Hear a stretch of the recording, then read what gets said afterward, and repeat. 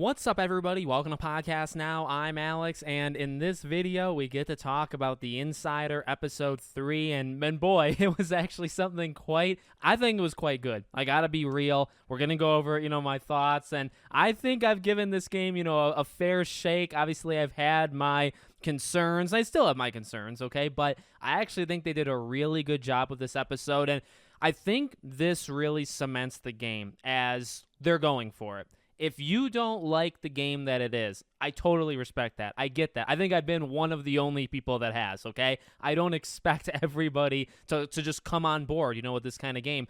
But I think the kind of game they are making, they are giving it 110%. And I think they're really trying to make it the best version it can possibly be. And what do I mean by that? Exactly what we got in this episode. The roadmap and the plan ahead of all the stuff that they add. The beginning of this episode was more focused on, playing with friends, and we kind of got like a reiteration or, a retelling that of the bot thing, right? You can play with other people's accounts, basically. Their character would go into a bot. You can earn them rewards. We got that from the preview event, so we already knew that, but, good to hear and good to see.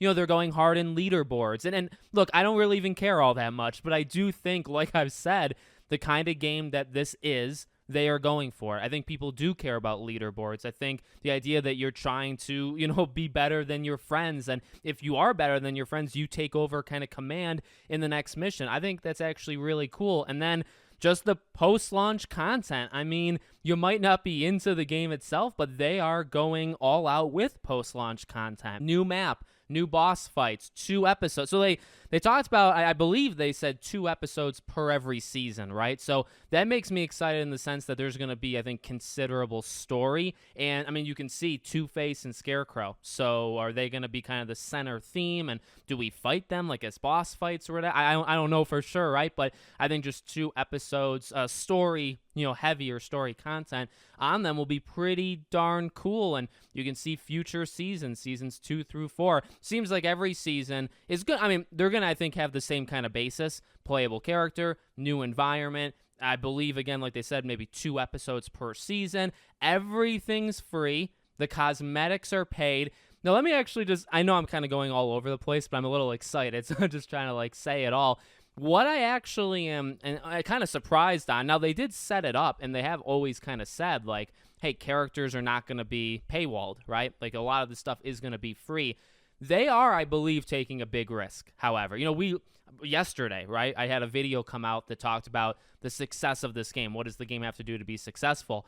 I really feel like they're going very hard on just the units sold. If this game doesn't sell a lot of units, I think they're actually in massive trouble because the only way they're making money long-term is through cosmetics. Now, depends on the game. There are some games that can be driven purely through cosmetics. They can make hundreds of millions of dollars a year just from people buying skins. I don't think that this game is one of those games, and that would be a worry. That would be a concern. Not that I want more things to pay for. In fact, that's actually a little bit of why I'm worried, right? I don't want a course correction 2-3 months in where they say, well, we're not making enough money. We're only monetizing skins. We need to figure out something else to monetize, so we'll monetize, something else. That is just a concern because, well, again, as I keep saying, it seems like it's just units sold because the skins, there are a lot of skins. A lot of them actually look quite cool. I mean, I'm not the kind of person, and I've said this before, I'm not paying for anything after the game comes out. I don't think I've ever paid for, a skin pack. I've said before, one time when I think I was 13, the first NHL game I ever played, I bought the Hockey Ultimate Team, the cards. I bought maybe $10, $15 worth. That's it. That's the post-launch content with these kind of live service-like things. That's the only thing I've ever bought in my entire life. So I think I'm true to my word. I'm not doing it, but I'm sure, other people will. But I wonder how many people are going to. So, again, from a consumer-friendly standpoint, very consumer-friendly. This game is a game that is going to come out with stuff, and this is a game that's going to every so often get new stuff. Now, I will say I'm very happy about how they, structured season 1 and it beginning March, right? So 1 month after the game comes out, you get a boatload of things. Fantastic. They show you, again, kind of some things that are coming in future seasons. That's great. I would love to have known and for them to have said how far apart are these seasons? We've like Miller Ross does make it seem like it's going to be shorter, but I mean, I want kind of official confirmation, right? Not to diss him because he's been excellent up till this point. But I kind of just would have liked to see that. Like, is a season, are seasons every 2 months? Are they every 3 months? Is it every month, right? Like, we don't really know. They did say you can go back, so a little like Halo Infinite like. Seasons don't expire, right? So you can go back and experience past seasons, even if they have kind of moved on, right? It could be season 3, and you can go back and play season 1 and 2, that's great. And they needed to do that. So, again, as we keep saying, I've said this in live streams, the push that they're doing, like they are going as far in as they can. They couldn't have been clearer with what's coming in season 1. You have a good idea of what's coming after that.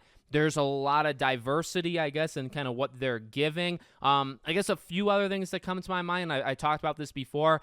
The base game needs to be a full-on game. Now, they actually said that, and I wonder if they said that for someone like me, right? Because they talked about cutscenes, and they said that Suicide Squad has more cutscenes than any of the Arkham games. And they did say, I think at one point, it has a full story. I'm pretty sure that was like the quote. So I do feel like they said that to combat someone like me, right? Where, I mean, again, it's something I've brought up and talked about.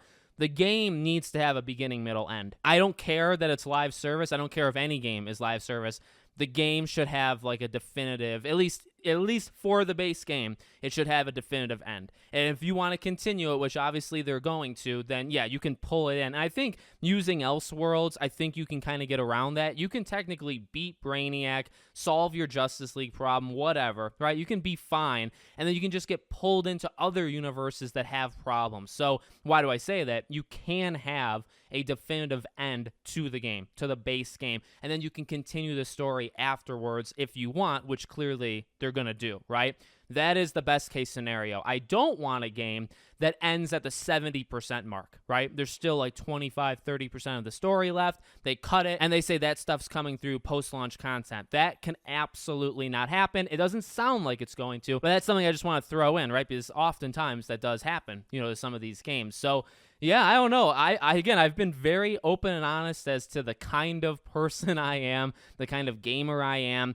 Look, like the skins, the weapon skins, that doesn't interest me. Even like the new boss fights, enemy variants, it's the same boss. They just maybe look a little, maybe they'll perform differently. I guess that could interest me. But some things just don't get me. Like they literally are just not going to interest me. But playable characters, that interests me. New stories, that interests me. There are things even for me to come back a month, 2 months, 3 months into the game, even regardless of if I like the gameplay, right? Which is another thing. Oh, and I guess final thing, Joker, I like the concept. I like the look. I don't like the voice. I don't think we got enough of it to like do a definitive. I can't do a review of the Joker character voice, but I did not like the voice in the trailer. That's okay. We'll see. Hopefully there's a good amount of story. That's like the whole point again for me. So hopefully we hear him talk a lot, and then I can kind of give a final verdict of what I think in March. And it doesn't even come in the base game. So let me know what you guys think in the comments. Make sure as always you're subscribed to the channel, bell icon turned on, and I hope to see you all on the next one.